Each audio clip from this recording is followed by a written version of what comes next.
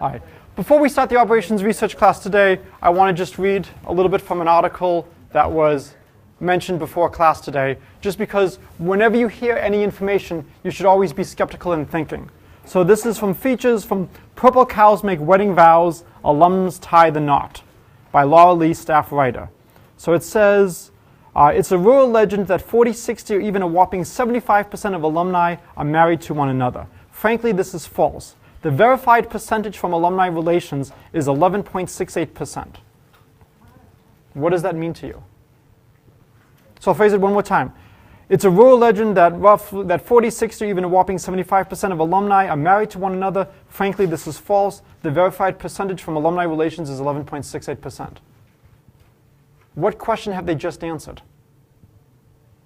What percentage of the respondents to whatever communication alumni relations send to the grad? So one thing we have to be very careful about is, who's responding to this? Are they actually surveying every single alum, or are they surveying what they hope is a representative sample and extrapolating from that? What question are they answering? The verified percentage, it says right now, or even a whopping 75% of alumni are married to one another. That's not the same as marrying someone, right? Yeah. When you read this, is this talking about people who are currently married to a Williams? Or is it people who have at some point in their lives been married? If you marry several people from Williams, how often do you count? Well, no, that would be good to have weighted marriage. You should not view marriage as a heavy weight on your shoulders. I'm not saying it isn't, but I'm just saying you should not view it that way. But no, so I'm saying whenever you have anything with statistics, you really have to get into this mindset of being skeptical and thinking, what question are they answering? And are they slanting information in such a way to bias you? So when I'm reading this, I can't tell if they're saying this is the number of people who married a Williams alum or the number of people who are currently married to a Williams alum. Maybe you have different percentages for different eras. There's a lot more people who are graduating from Williams now than 40 years ago. It's also a lot easier to marry a Williams alum now than it was 40 or 50 years ago, right? Why? It used to be only men. And I'm not going to get into too much of a discussion on this, but 40 or 50 years ago, there were not that many marriages of men with men. So in terms of marrying a Williams alum, 40, 50 years ago, that's really not a public option. So in terms of something like this, do you really care what percent of Williams alums are married to Williams alums? What do you care about? Alums who graduated after 1970, whatever. Maybe alums who graduated in a certain period of time. And again, how much do you want to weigh? Do you really care what the people who graduated back in the 1970s and 1980s are doing with their lives? Well, maybe. I think they're only two, or they're much smaller. Much smaller. I'd be curious, what percent of Williams alums, what year range do you think I would care about? 2009. No.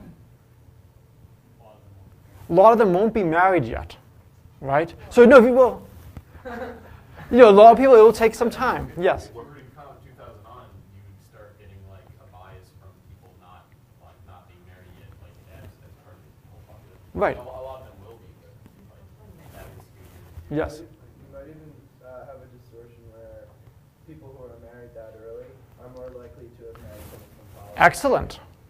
Yes. I'm just more curious about the percentage of people who are married. What percentage of them? That's one of the things I was thinking about is a lot of people may choose not to get married. And you might have a cohabitation, you might whatever. I might be curious about maybe 1995 to 2005, some kind of window like that. I think 2005 is long enough so that if you've ever seen movies like When Harry Met Sally with biological clocks and whatnot, beautiful scenes, that might be long enough so that the marriages are starting to happen and that the percent of people who get married after that period maybe is not so significant anymore. If people want for extra credit to write a letter to the paper asking for a clarification or a better statement of what's going on, I am happy to give extra credit. Yes? The next column. Oh, does it actually then fix it? A little bit more. It says we have 10,660-ish married alumni system since the co-ed class at 75. Okay. Of that number, 2,500 are married to alums. So of the co-ed married. Okay, good. Nearly 24% are alumni. Okay, so now it goes from around 11% to 24%. And of course, you've got to be careful if alums are marrying alums, is this double counting? So just whenever you see something, you just always want you to be thinking about what's the right statistics to be looking at. And frequently, as was just done in class beforehand, we don't often get too deep in the story. It's the stuff in the very beginning that gets the headlines. And these can be deliberately manipulative. All right, so what I want to do is talk a little bit about the traveling salesman problem. And so we've talked about how you program the traveling salesman problem. We saw that introducing a starting city and a special ending city could be really nice. And you make these cities possible to go to any place. One thing you can do is you can have maybe a negative cost of going from the starting city to any of your initial cities, negative 5,000. If you're trying to minimize cost, negative 5,000 is pretty good. It's going to almost guarantee that you will start at that special city. Similarly, you can have a negative cost going to your final city at the end. And if you make those costs large enough, your program will force you to do that. Or you can just require the program to start at the special city and end at the other special city. And again, it's just a question of what's the easiest way to write down constraints. All right, again, I'm hoping that somebody in the class will email me and will volunteer to help me do a lecture or two on actually programming in this. If people don't, I will probably choose either mathematical or maybe something else, because something that I'm very comfortable with, but not necessarily the best. So if anybody is interested, I will definitely count this in terms of various things for the class. Email me about helping to do a lecture on actually programming. So I'm not going to go into all the theoretical details of ways to attack the traveling salesman problem, because we do not have a perfect solution to it. I want to talk about some approaches. All right? So one approach is the greedy algorithm to the traveling salesman program. So start at a city, look at remaining cities. What should you do? Take the lowest cost.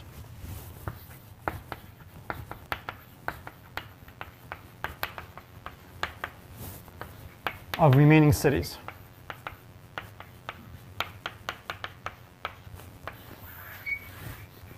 And then this is the lather, rinse, repeat step.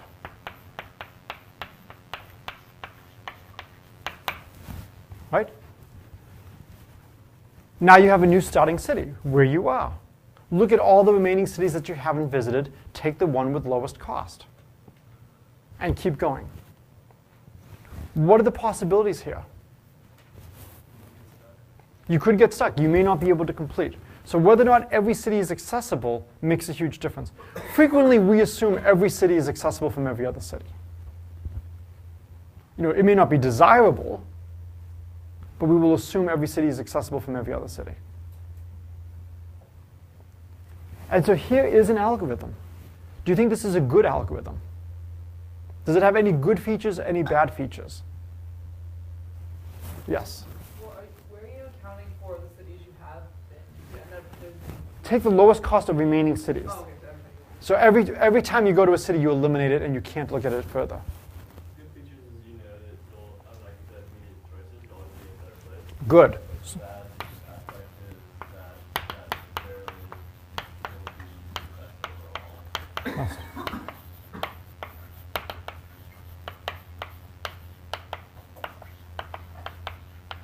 So the good is that locally, we are doing the best thing we can at any given moment.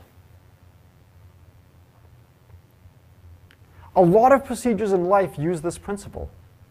Just do the best thing you can right now, and just keep doing the best thing you can. The problem is it misses the big picture. And so for instance, you could imagine some kind of configuration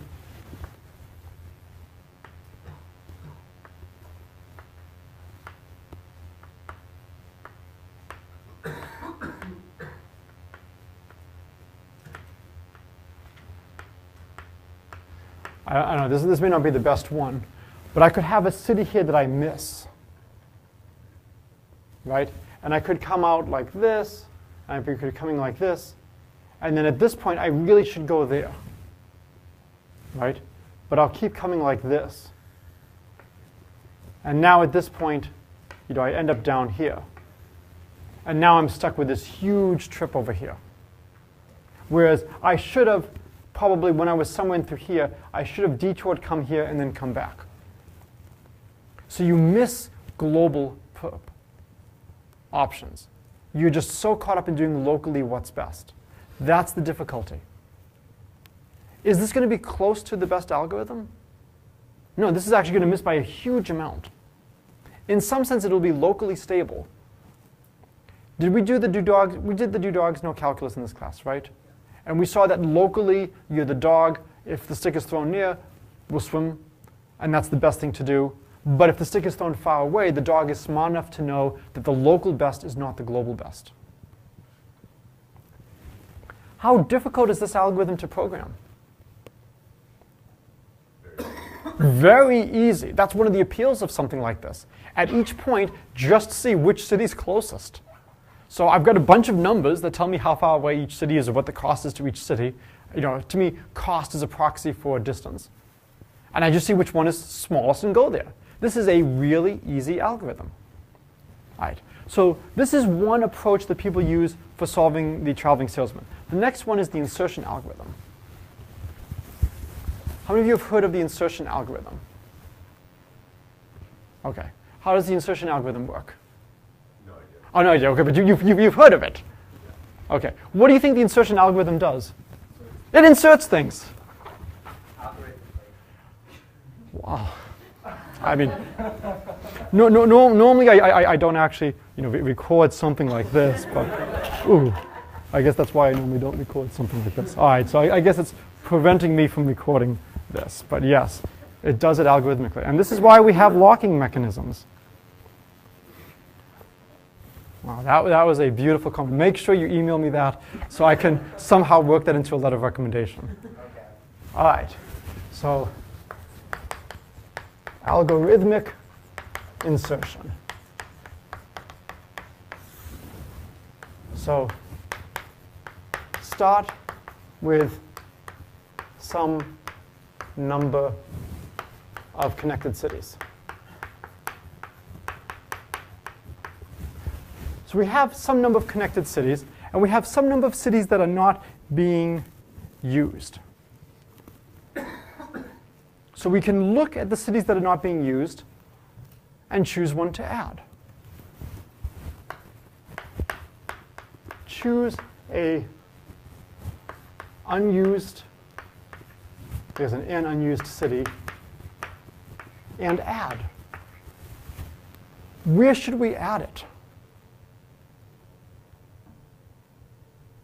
Pardon, when you say unused, do you mean So, it needs to be in our itinerary? yeah, I mean, every city needs to be in our itinerary. So maybe, I'm sorry? I can't hear you, what? Greedy adding? Good, okay, that's I think a little bit different than greedy adding. Greedy adding might just be adding it at the very end of my list. You want to insert it in a clever spot. You insert it. You choose the spot to insert it. I'm sorry? You choose the spot to insert it. Oh, I say, oh, yeah, yes. You choose the spot that will have the lowest cost. Yes. So we choose a city, and now we can choose a city at random or a city deliberately. I'm sorry. So we choose a city, and then we insert it so that we have the lowest cost of the new route when we insert it. So my possibilities is I can now go here and here, or I could go like this, or I could go like this. And we just insert so that new path has lowest cost of all paths where we insert this. And again, this is doing locally what's best with that city. Doing local best with this city. Now what do we do? Repeat. And now it's the lather, rinse, repeating all over again. We keep doing this until we've gone through every possible city. Which algorithm is easier to program? Yeah, the greedy algorithm is easier to program. Which algorithm do you think works better? Insertion feels like it should do better. So again, if you're interested, there's a lot of rich literature that you can read on attacks like this. We could actually try to improve the insertion a little bit. Here, we're choosing a city at random. What could we do?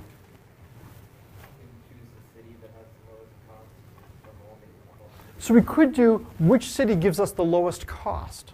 So we could do like an improved insertion. And so if we're trying to do an improved insertion, then the question becomes, which city should we add? So we have choices of the cities to add. So which city to add? The lowest new cost. So let's check the runtime. So let's say we have n cities. Let's try to think what the runtime is. In the first round, we have to choose a city to insert. Well, right now we have no path. So we have n-1 cities to look at. So how many things are there to check? n-1. Now we have 2 cities. So we have 2 cities. We have n-2 available. And how many insertion points? 1 insertion point.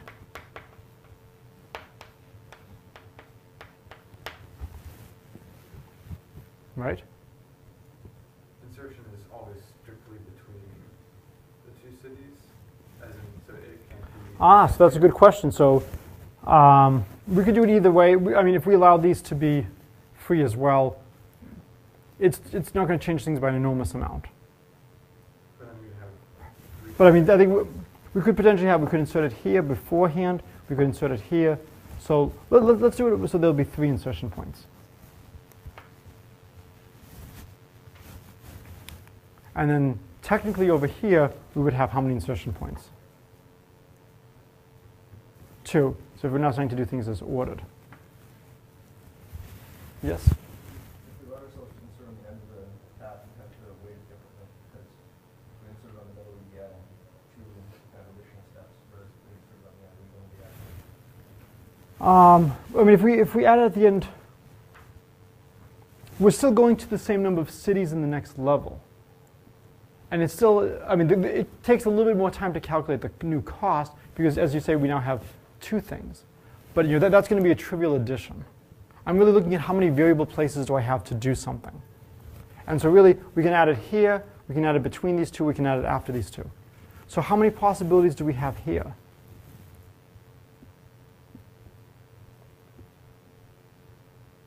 This should be n-2 times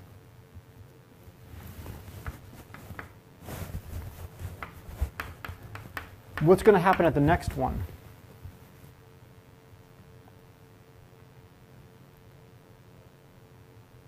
So now we'll have some path of length 3. How many? We have 3 cities used, n-3 available, and we'll have 4 insertions. So what would we get over here?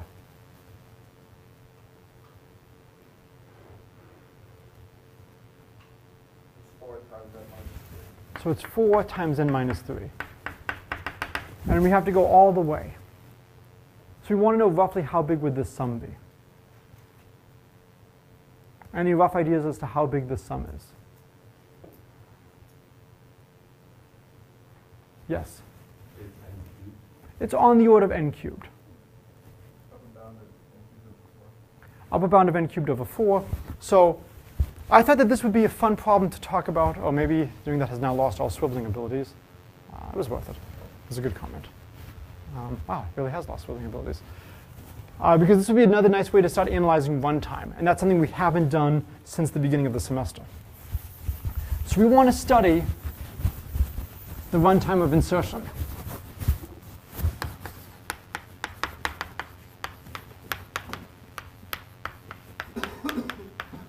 And so we basically have a sum of k, and then n minus, I think, k minus 1.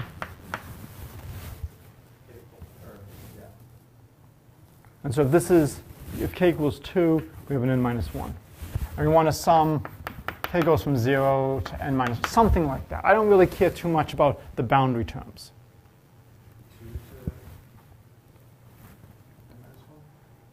Well, it doesn't really matter. If I put in k equals 0, and again, the boundary terms is not going to really change anything.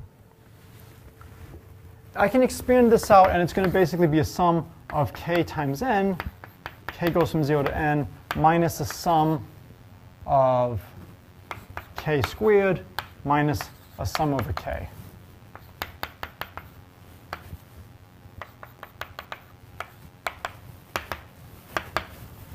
Well, the n is constant. We can do the analysis, and we can figure out how big this is going to be. Okay? So using the sum, oh, maybe a plus, minus minus plus, yes, that would be a plus. So using the sum k goes from 0 to m of k is m plus 1 over 2, and the sum k goes from 0 to m of k squared is m plus 1, I think 2m minus 1 over 3. You can do algebra. You get some constant times n cubed. So I'll leave that as a calculation for you to do. I don't want to do that calculation. I want to try to just estimate what the answer should be.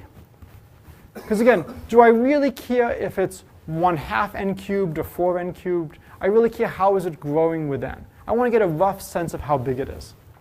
So the idea is, can I get a rough sense of the size?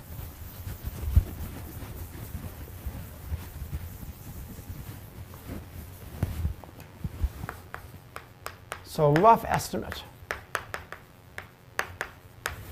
And I'll study the sum k goes from 0 to n of k n minus k. Just to make my life easier, okay? I'm just simplifying the algebra for exposition. Simplifying algebra for the exposition. If you want, you can just handle the shift of the minus 1. It's going to just give you a term of size n squared. It's going to be much smaller. What's the largest any of these terms can be?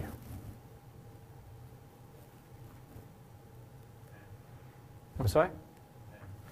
Each one of these can be n. So what's the largest their product can be?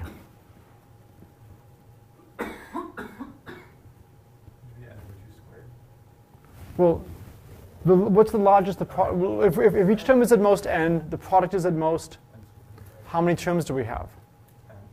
And so one bound is it's at most n times n squared, or n cubed. So we know it's going to take at least that many steps. We can do a little bit better that when we have a product of two terms that sum to n, what's the way to make the product as large as possible? K is n over 2. So better is product largest at n over 2 get a bound of, now we have roughly n over 2 pairs, and each pair is n halves squared, which is now going to be n cubed over 8. So just being a little bit more clever gives us a factor of 8 savings in terms of the upper bound.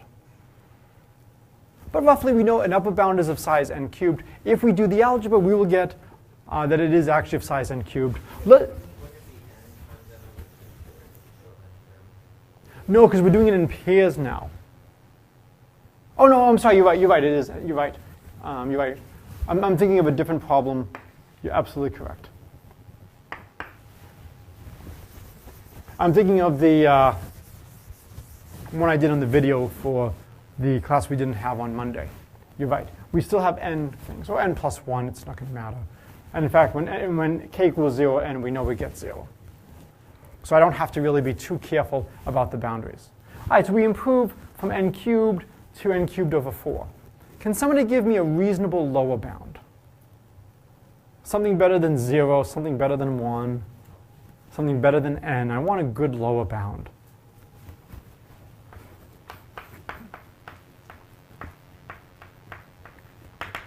What's a good lower bound?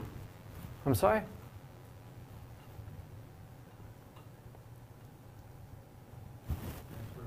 N squared over 4. How did you get that? Good. So it's at least n squared over 4. Now, unfortunately, there's a large difference between n squared and n cubed. So we don't have the correct order of magnitude for this algorithm yet. What we could do is we could look at a large number of terms around n over 2. So a better bound is go from n over 4 to 3n over 4. How many terms do we have?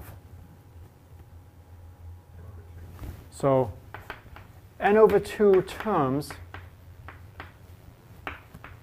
each product is at least the extreme case, right? The best case is when they're closest to the middle. The worst case is when they're as far as apart. So the worst case is when we have n over 4 times 3n over 4, which will be 3n squared over 16, right? So the lower bound is going to be n halves times that, so we're going to get 3/32 times n cubed. If you were to write 1/4 in terms of something over 32, what would you have?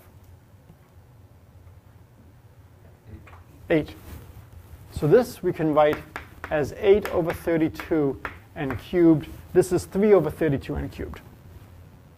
So the difference between these bounds is not huge. It's about a factor of 3. And of course, this was being very crude, right? And so, if you had to guess what the answer might be, you could try taking averages of stuff like this. You've got to be a little bit careful.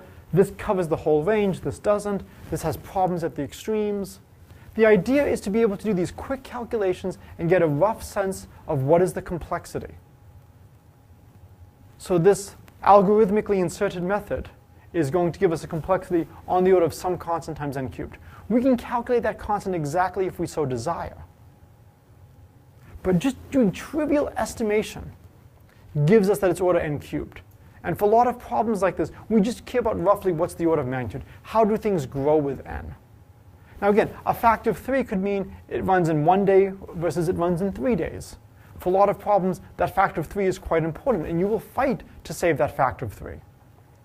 But really, you want to see how does the problem increase in complexity as n gets large. We have some great methods for the traveling salesman problem for 40 vertices or less. As things get higher and higher and higher, it gets harder and harder and harder. Okay, so again, one of my goals is to try to just point out various things so that if you want to look more, you have places to see. I wanted to try to tie this to some of the stuff we were doing early in the semester when we were trying to estimate run times of algorithms. When we looked at how long does it take the Euclidean algorithm to run, how long does it take various things to run. Here's a way to analyze how long this will take to run. How many possible orderings are there for n cities?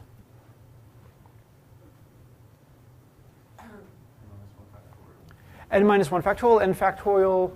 There's n factorial orderings. We've got an algorithm that's running on order of n cubed. Do you think this algorithm is checking everything? No. Do you think this algorithm is going to give you always the best? So I'm going to leave it to you as an exercise to think about what is this going to miss? What kind of structure are you putting in as you go through this that will prevent you from looking at all alternatives? We have n factorial possibilities. N factorial is about n over e to the n squared of 2 pi n. n over e to the n is much, much larger than n cubed. We're missing a huge richness. But algorithms like this do a good job. There's one other method I wanted to just briefly mention, but not go into details. Last approach.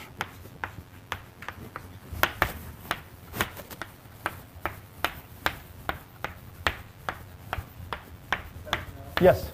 Where would the insertion algorithm put the answer correct? So I'm going to leave that for you to think about for a while as to what options are you missing as you go through it. Because we're not guaranteed insertion correctness. Well, in the insertion algorithm, you could actually get to the point where you have no city to add because it's not connected to anything. It would seem strange. It's actually a good question to think. Are you guaranteed if there's always a path between cities, whether or not the path can continue? I don't want to get into that right now. It's worth thinking about. Will this have problems? If you want, just assume every city is connected to every other city. The cost might just be high. All right. So I really wish I had time to draw 100,000 dots. I really don't. That would take way too long. What I'm drawing here can easily be done with traveling salesman problems. So let's imagine that I have a lot more dots than I can draw. One way to attack a problem like this is to break it into smaller subproblems that you could attack. And so what I could do is I could break it up into this region. I could break it up into this region, maybe break it up into this region, and then maybe break it up into this region. And maybe construct traveling salesman problems in each of these regions and then paste them together. Yes? Clusters were far enough apart, you could do it with a lot thinner out. I'm sorry? Clusters were far enough apart, you could do it with If the clusters are far apart, you actually would have something like this working. And, the problem is, of course, when you have lots of points that are very close to each other. And then the difficulty here is we don't necessarily know where do I want my final point to be. I want to look at all three of these maybe as possibilities. And do I want to go in this order, or do I want to go this way? You have lots of different possibilities. But as a method, this idea of breaking a complicated problem into a lot of smaller subproblems, taking each one of them and then piecing the solutions together, this can often give you a reasonable approximation to the answer. And what's nice is the computational complexity is often going down enormously. We saw we had an algorithm on the order of n cubed. So if you break it up into a lot of things like this, the question is, what's the savings? 64. So it's going to run a lot faster. Will it be maybe as good or as accurate? Probably not, because you're now forcing yourself certain types of structure. You miss the possibility of detouring here to get this city and then swinging back up. So there's a lot of issues with something like this, but it's another good way to approach problems like this. Okay. Any questions on the end of the traveling salesman problem? So this is a good place to stop the linear programming unit and now switch to the fixed point unit. So life often operates by loudest voice. And so less than a third of the class chose to fill out the survey in terms of the pace of the course, the level of the theoretical detail. Based on those responses, I will adjust how we do the next unit, the fixed point theorems. And I'll say more about that later. So for those of you who responded, many thanks. How many of you have taken a class in differential equations? Okay. How many of you have seen a proof of the existence and uniqueness of solutions to first order differential equations? How many of you have seen Picard's method of successive approximations? Okay, so only one hand is going up.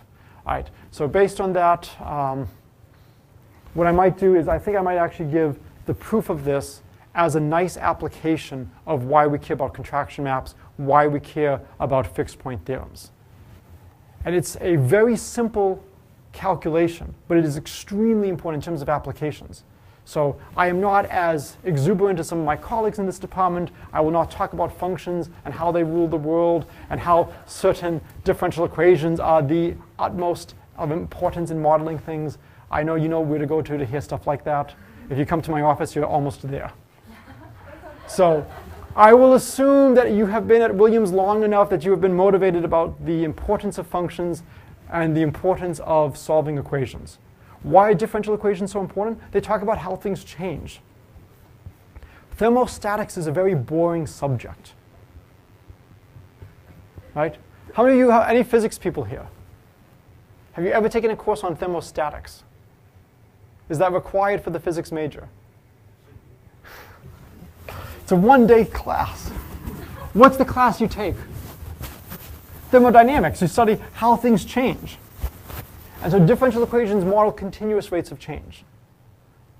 Difference equations model discrete rates of change. So we looked at the Fibonacci numbers early in the semester. That's a discrete equation. That's a finite version, a finite difference equation. It's an approximation to a continuous process. And so what I want to do now is I want to talk about fixed point theorems. How many of you have never heard the phrase fixed point theorem? Okay. How many of you have not heard of the phrase before this class because you all read the book? Okay. So the idea of a fixed point is, given f, find x such that f of x equals x. Now the question is, of course, why would you want to find something like this? So one of the reasons we call this a fixed point is, not surprisingly, if you start with x and apply f, you're fixed, you don't move. So you go from x to f of x to f of x. We just keep iterating to f of x. 1, 2, 3, 1, 2, 3.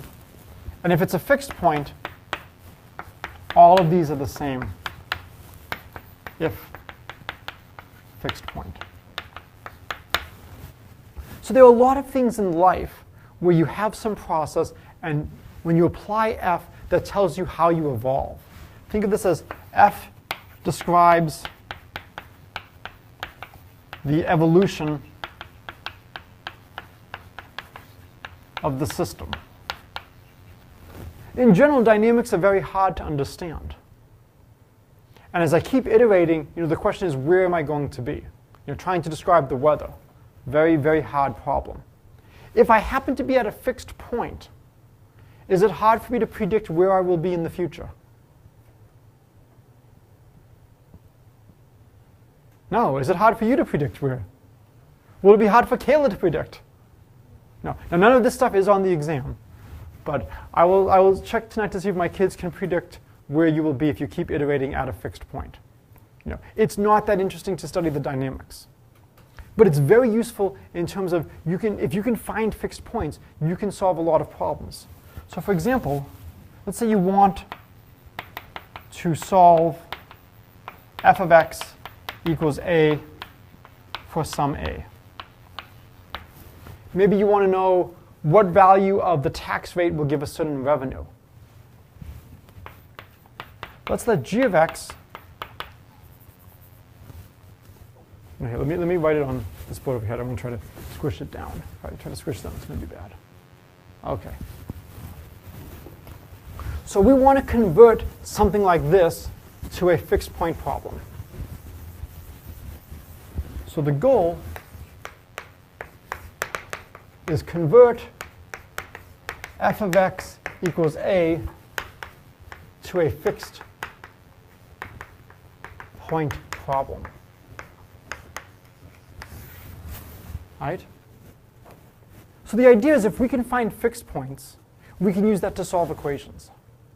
And solving equations we know is important. So we need to introduce some kind of new function.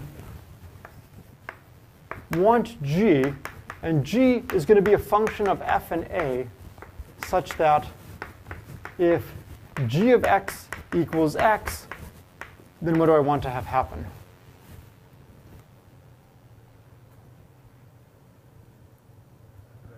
Then I want f of x equal a.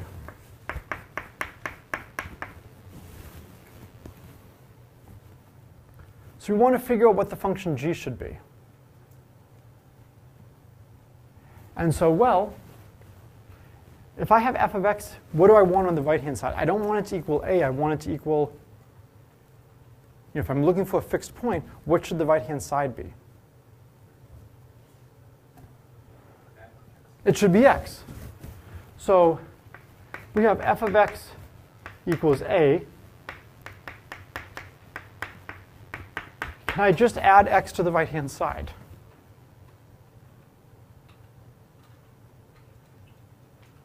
No. I am not allowed to just add x to the right-hand side. Whatever you do to one side, you must do to the other side. So if I add x here, I have to add x over here. We almost have our function g. What should we do now? Subtract a. And so now, if we look at g of x is f of x plus x minus a, when g of x equals x, that fixed point for g gives us a solution to the original problem.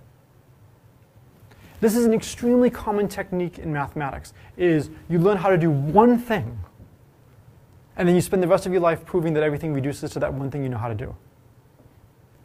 So all we have to do is, if we can find fixed points, we can now use fixed points to solve equations.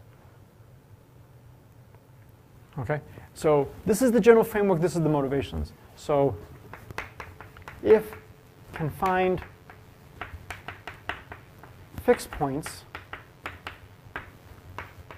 can solve equations. Okay. So now we have a sense of why we care about fixed points. What is the first question you should ask about a function and fixed points? So questions. Given f, does it have a fixed point?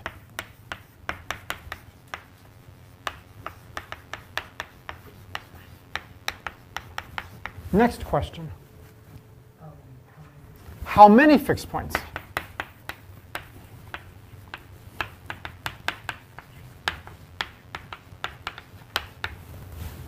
Anything else?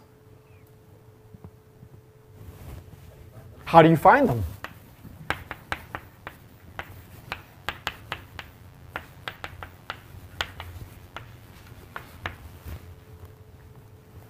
Sadly, as you go down the ladder, the questions become harder to answer.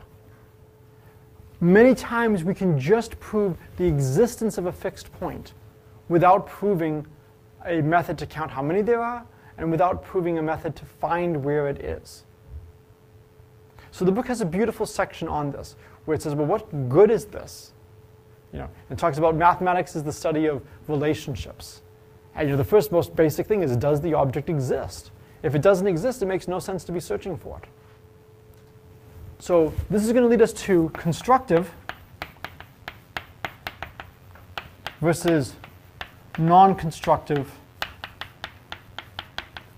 methods.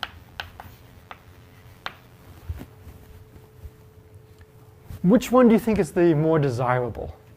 Constructive, right? This is the desirable. I'm not sure how you spell desirable. Does that have an E in it? Not there. Not there. Thank you. So we want to find methods that not only will give us the existence of a fixed point, but a way to find them. What kind of method do you want to find them? An easy one. It turns out that this is not an unreasonable thing to ask for, right? I don't want to have something that is so difficult to use that it is essentially useless. There are constructive ways to enumerate the primes. They're not pleasant. It would be wonderful if we had a way to jump to a prime. What about the Fibonacci numbers? Do we have a way to jump to a Fibonacci number? Yes, we have Binet's formula. We can jump to the millionth Fibonacci number easily. So frequently there are very good constructive methods. They're fast, they're easy to use. And it turns out in fixed point theorems, a lot of the constructive fixed point theorems are very easy to use. And the way they work is in the simplest way possible. Step 1, choose a point. Apply f. Apply f again. Apply f again. Keep applying f, and you will converge to the fixed point. This is the simplest thing you can do, right? You just keep applying your operator. It basically says no matter where you start, as time evolves, you will converge to the fixed point. Do you think it matters where you start?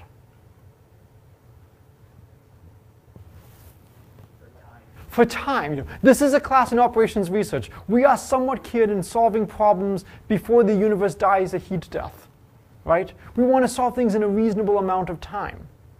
And so because of that, it could make a difference where we start.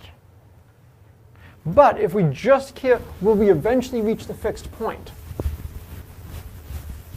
All right. So one of the key ingredients we need, and I think this is the last thing we can cover today, is the IVT, the intermediate value theorem. Basically, it just means if your function is continuous, there's no holes in the graph. So this is essentially, you can say it as the no transporter theorem. If f is continuous, and let's say continuous on AB, and C is between f of A and f of B, then there is a little c in AB such that f of little c is equal to big C. So here's A, here's B, here's f of A, here's f of B. Maybe we have something like this. And so here is my C. And we would see in this case that there would actually be 3 choices of little c that works. That as long as we choose a value between f of A and f of B, there's guaranteed to be at least one point C that works. There may be many points that work, but there has to be at least one. If you choose a point below or outside the range f of A to f of B, you may or may not have a C. You're not guaranteed. How many of you have seen a proof of the intermediate value theorem? All right. I will post notes on how to prove the intermediate value theorem. Probably the best way I know of phrasing it is the following. Imagine you start off driving at 30 miles per hour and you end driving at 70 miles per hour. Must you have been driving at 65 miles per hour at some point?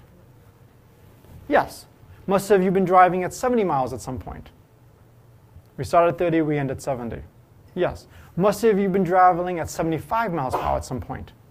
Not necessarily. You might have, but we don't know for sure. Any speed between 30 and 70, you must hit as you're going from 30 to 70. If we didn't, if we had something like this, here's f of A, here's f of B, and here's some C, and we never hit this. So we have to get continuously from here to here. It's how do we get past this? And there's lots of different ways you can approach this. There's dyadic decompositions, lots of things you can do. It's a very intuitive theorem. You can't continuously move from f of A to f of B without going through all intermediate values. If you're not continuous, of course, then by all means you can clearly jump over. All right, so this is a good place to stop.